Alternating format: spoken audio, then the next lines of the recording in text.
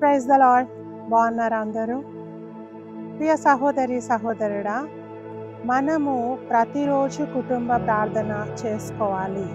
కుటుంబ ప్రార్థన ఏ గృహంలో అయితే ఉండదో ఆ కుటుంబంలో ఐకమత్యం ఉండదు, ఆ కుటుంబంలో శాంతి ఉండదు, ఆ కుటుంబంలో సమాధానం ఉండదు, ఆ కుటుంబంలో సంతోషం ఉండదు. ఎందుకంటే కుటుంబ ప్రార్థన దేవుని యొక్క శక్తిని, దేవుని యొక్క ప్రసన్నతను అనుభవించేలాగా చేస్తుంది.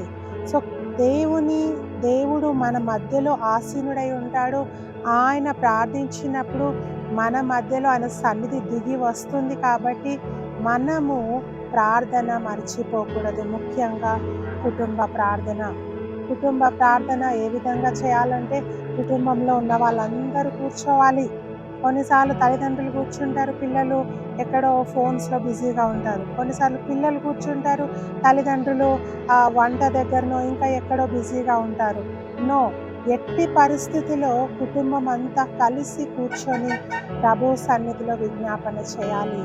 ఏం ప్రార్థించాలి అంటే, రేపటి దినమున మన ప్లాన్స్ ఏవైతే ఉన్నాయో, రేపు మనం ఎక్కడికి వెళ్ళబోతా ఉన్నామో, రేపు మన మన మన పనులేంటో, మన జాబ్ ఏంటో, ఏ విషయాలైతే మనము తలపెట్టబోతా ఉన్నామో వాటిలో సక్సెస్ రావాలని ఈరోజే, ఈ రాత్రే మనము ఆ యొక్క లిస్ట్ రాసుకోవాలి.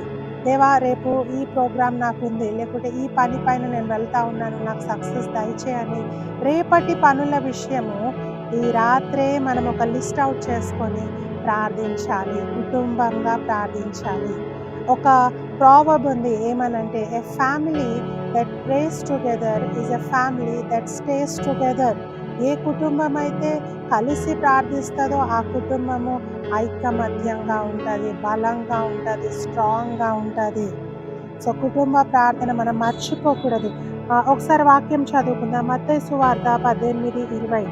ఏలయనగా ఇద్దరు ముగ్గురు నా నామమున ఎక్కడ కూడి ఉందరో అక్కడ నేను వారి మధ్య ఉందునని చెప్పాను. ఇక్కడ దేవుని వాక్యం సెలవిస్తూ ఉంది, ఎక్కడ ఇద్దరు ముగ్గురు ఆయన నామంలో కూడి ఉంటారో అక్కడ ఆయన ఉంటాడు అని. మనం చాలాసార్లు అనుకుంటాం సంఘంలో కాంగ్రిగేషన్ పెద్దగా ఉంటుంది, చాలామంది ఉంటారు కాబట్టి బహుశా అక్కడ ప్రార్థించేటప్పుడు దేవుడు ఆసీనుడై ఉంటాడని. కానీ నో, దేవుడు ఎక్కడ ఇద్దరు ముగ్గురు, అది నీ కుటుంబమే. అది నీ కుటుంబమే కావచ్చు, నీ స్నేహితులే కావచ్చు, ఇంకా ఎవరైనా కావచ్చు. ఇద్దరు ముగ్గురు ఆయన నామంలో మోకరిస్తే అక్కడ తప్పకుండా ఆయన ఉంటాడు. ఆయన నీ కుటుంబాన్ని బలపరుస్తాడు. నీ కుటుంబంలో ఉన్న ప్రతి సమస్యను ఆయన తీరుస్తాడు. మీరు వెళ్ళిన ప్రతి చోట దేవుడు మీకు విజయాన్ని దయచేస్తాడు. ఎప్పుడంటే మీరు కుటుంబ ప్రార్థన చేసినప్పుడు. అతి కృపా దేవుడు మనందరికీ దయచేయను గాక. God bless you.